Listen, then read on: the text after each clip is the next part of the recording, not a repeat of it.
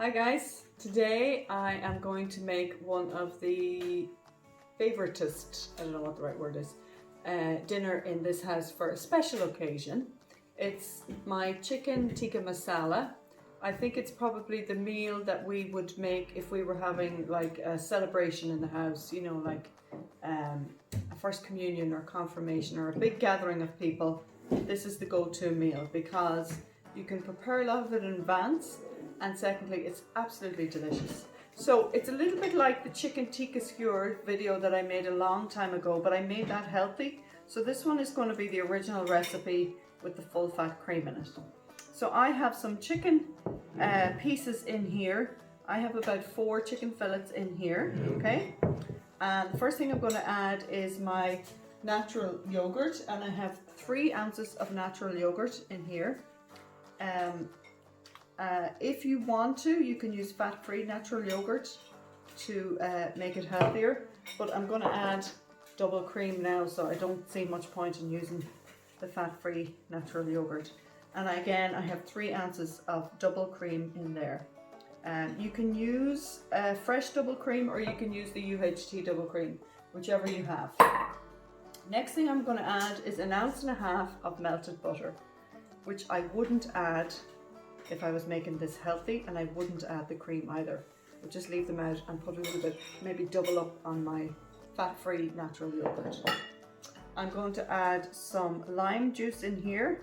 I have a tablespoon, actually lemon juice. Well, actually no, that is lime juice because I didn't have a lemon. But if you have lemons, use your lemon. I have a tablespoon of grated garlic here, and a tablespoon of grated ginger, freshly grated ginger. And I just used my microplane grater to grate those babies. But if you're in a hurry and you don't have time, buy that squeezy stuff. You know, the grated ginger in a squeezy thing? I've done that before many times. I have my 2 tablespoons of coriander leaves. You can chop them up smaller if you want to. I just like them bigger because I love the taste of coriander. Now, in here I have a 1/2 teaspoon of turmeric, a 1/2 teaspoon of chili, a teaspoon of salt, a teaspoon of sugar. I have a 1/2 teaspoon of garam masala, and 1 tablespoon of tikka spice blend, which you should be able to get in most large supermarkets. Don't worry, I'll write all that up for you, so if you didn't catch it there, you can pause your screen and do it that way. And that's it. This is going to be our marinade, okay? So I'm going to mix this all through. You can do this the night before, or if you want to do it in the morning time and then it'd be ready for evening time, but ideally give it a couple of hours. And if you don't have a couple of hours, that's fine too. Just whack it into the oven at this stage. You know, it's better if you have a bit of time, but if you don't have a lot of time, then you got to do what you got to do, okay? So I'm actually, for the sake of this video, going to pop this in the oven right now because I want to get cracking and show you how to make the sauce, the masala sauce that goes with it, which is very easy. You could be put off by the amount of ingredients, but don't. It's absolutely delicious and very easy. So I'm going to pop this into my oven. If you can get it into a really hot oven, because it's lovely when the chicken is kind of blackened a little bit. You can also skewer these up and grill them either, but I find I don't need to do that because you get the same flavor whether they're skewered or not skewered. So my oven is pretty hot, and I'm going to put it at the top there. It's about 200 degrees. I'm not sure what that is in Fahrenheit, but I'll look it up. And I'll be back in a minute and get cracking on the masala sauce. So guys, here we are. I'm making the sauce. I have 1 medium onion in here, and I have 1 teaspoon of garlic puree in here. And I'm going to add a teaspoon of ginger puree. But just for those of you who are not sure what to do with ginger, you just peel off the outside of the ginger like this, and all those woody parts, take them out.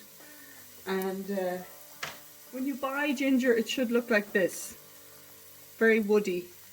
And I'm just going to use my microplane grater to grate in a teaspoon of garlic puree in here. Or no, ginger puree, sorry. So I just have this all on quite a low heat. It's on the simmering plate here on the aga, which is like just a nice gentle heat. I'm going to pop in my puree of ginger in there, which gives it a lovely intense flavour. I love ginger. Love fresh ginger in anything really. And then I'm going to add here my spices, and I'm also using a fresh chili today. So you just make sure that you take out all the seeds of your chili. So I have a teaspoon of paprika, not smoked paprika, normal paprika, and half a teaspoon of cardamom, which comes from the cardamom pod. So if you don't have any ground cardamom, you can totally use the pods, take the seeds out and kind of squish them with the back of a teaspoon. So I'm just going to let that just gently heat there for about a minute, and I'll go over here and chop my green chili. I'll be right back. So guys, I thought I would show you, just in case you're not sure what to do with a chili. I've just literally sliced it down the middle, and then you want to take out the seeds parts like this, just nice and gently. I've learned the hard way to try and always use gloves whenever I'm working with chilies, because even though you wash your hands afterwards, and then you go and you scratch your eye or you rub your nose, and yeah, it's not nice. So I just always use a glove. If I have some gloves, try and use them. When you're scraping them out, just be careful they don't pop up into your face either, because that's not what you want. So just move the seeds all aside. Make sure you don't have any seeds on there, or the person who bites into them may not appreciate your curry. So you just give them a nice chop that way, and then go across that way, nice and fine. You could always pop it into one of the mini choppers if you have a mini chopper. I can actually feel that in the back of my throat already, would you believe it? But I think I'm quite sensitive. I have a very sensitive sense of smell. So just chop it as fine as you can, get it, and add it then to your onions and your spices. Okay? Apologies guys, I forgot to tell you to add 2 teaspoons of ground coriander as well as the cardamom. So I'm just going to pop that in there and let that cook for another minute or so. And then I'm going to add 1 tablespoon of tomato puree. So try and get as much of that in here as we can. One of those things I find really hard to keep in my house is tomato puree for some reason. I don't know, I just find it, we don't use it that often, and whenever I do need it I can never find it. But thankfully I found it today. Okay, next thing I'm going to add is 8 fluid ounces of passata.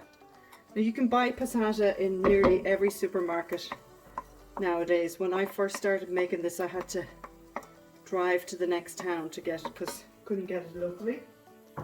I'm also going to add 8 fluid ounces of chicken stock. So I just have my hot water here. I'm going to pop one of these little chicken stock cubes in and get it to mix through, and then I'm going to add it in here as well. The other thing I'm going to add is some flaked almonds and ground almonds. Now the original recipe, just pop that in there, it'll mix through in here anyway.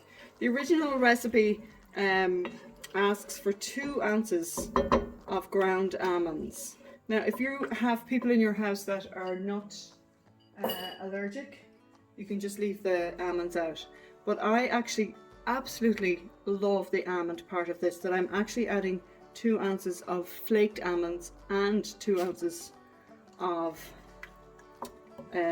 ground almonds as well, because I just love that nutty bite in the curry. Do you like my, this was my granny's wedding present china, and my mummy, actually my cousins, Louise and Antoinette, gave it to me. Love it, absolutely love it. So guys, I think that's pretty much everything that we need to add. Did I add the cream? No. 8 fluid ounces of double cream. So now you can see why we don't make this curry every day, because it's a rich, quite heavy, fattening, let's face it, curry. So I try and keep it for special occasions, so that we're not eating this kind of food on a daily basis. And you just let that cook down for a little while until everything is nicely comes together nicely, and it should be, you know, try to bring it to the boil gently for about and then reduce it for about 6 to 7 minutes, and then it's ready. So I'll come back when that's ready. So guys, I think our chicken is ready. It took about half an hour. Look, perfect. That's what we're looking for. A really blackened kind of chicken. Really yummy flavors. The smell is amazing. And our sauce has been simmering here now for about 6 or 7 minutes. So I'm going to bring this over as well. Would help if I had my oven gloves, but I don't know if you can get a nice look in there at that sauce. But look at that. Lovely, rich, creamy sauce. So basically, you serve it. If you wanted to use rice, you could totally put a spoonful of rice in here. And sometimes if I have a big crowd, I just put all my chicken in here and serve it all in one spoonful, because it can take a while. I should have got a ladle. It can take a while to serve if you have a big crowd. You know, if you're going from one bowl to the next. Okay, and just pop in your lovely chicken in here like that. When you're pouring if you're going to pour one into the other, make sure you put all the juices, and sprinkle on the top some nice coriander leaves, because that's what makes this dish delicious. And there you go, chicken tikka masala. You could serve it with some nice Peshwari naan bread, some natural yogurt. Some people like that as well. Guys, I hope you get to make this soon for people that you love, and if not, just make it for yourselves, because it's all about self-love these days, let's face it. We're all back in lockdown again here in Ireland, so we need to look after ourselves and each other. God bless. See you soon. Thanks for watching.